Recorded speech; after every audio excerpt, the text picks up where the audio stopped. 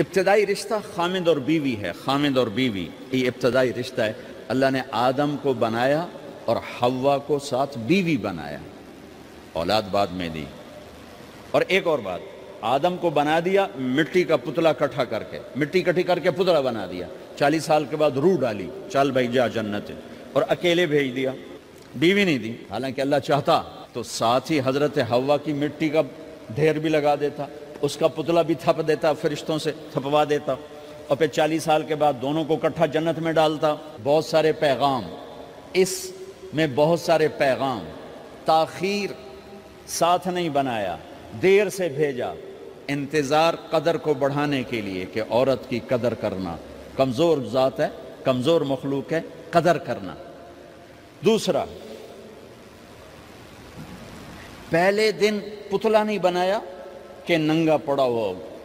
عورت کا پتلا ننگا ہو، مٹی کا ہو، پتھر کا ہو، تو اس میں کیا کشش؟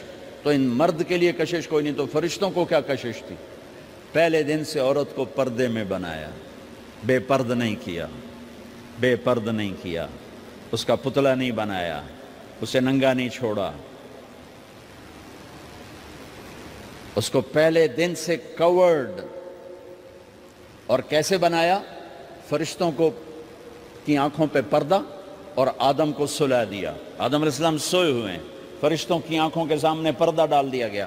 جب آدم اٹھے ہیں، اور ایک اور بات، جنت میں رہ کر بھی آدم علیہ السلام کا دل نہیں لگتا تھا، اداس اداس رہتے تھے. اماں آئی تو بابے دا دل لگا، تو اداس رہتے تھے جنت میں. جب آنکھ کھلی تو اپنے لیفٹ سائیڈ پہ ایک خاتون، سر سے لے کر پاؤں تک لباس میں. آپ نے سنا ہے نا، یوسف علیہ السلام دنیا میں سب سے خوبصورت ہستی پیدا کیے گئے.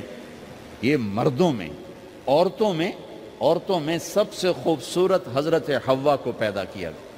کون ہے؟ کہتے ہیں اللہ کی آدم تیری بیگم. کون ہے تیری بیگم؟ نکاح پڑھایا. پھینکا آدم مہر ادا کرو. تو انہوں نے پوچھا کیا مہر دوں؟ تو وہاں تو سونا چاندی ڈھیر لگے پڑے تھے.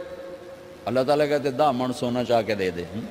میرے اللہ نے کہا تیری نسل میں میرا آخری حبیب آنے والا ہے، اس پہ ایک دفعہ درود پڑھ دے، یہ مہر ہے.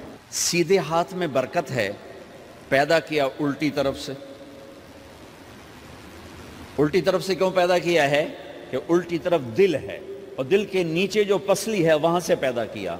اس میں پیغام کیا دیا کہ عورت جس روپ میں ہو، پہلا روپ اس کا بیوی بنا، پھر وہ ماں بنی، پھر اس آگے بیٹی کا روپ ہے، پھر بہن کا روپ ہے، پھر خالہ ہے، پھوپھی ہے، دادی ہے، نانی ہے، ساس ہے. جس روپ میں بھی عورت ہے اس کو دل کے قریب جگہ دو. یہ دل کے نیچے سے پیدا کرنے میں یہ پیغام دیا گیا ہے. اسے ذلیل نہ کرو، اسے خوار نہ کرو، اسے بے عزت نہ کرو، اس پر شدت نہ کرو. تو پہلا بنیادی رشتہ خامند اور بیوی ہے، اور آخری رشتہ بھی خامند اور بیوی ہے.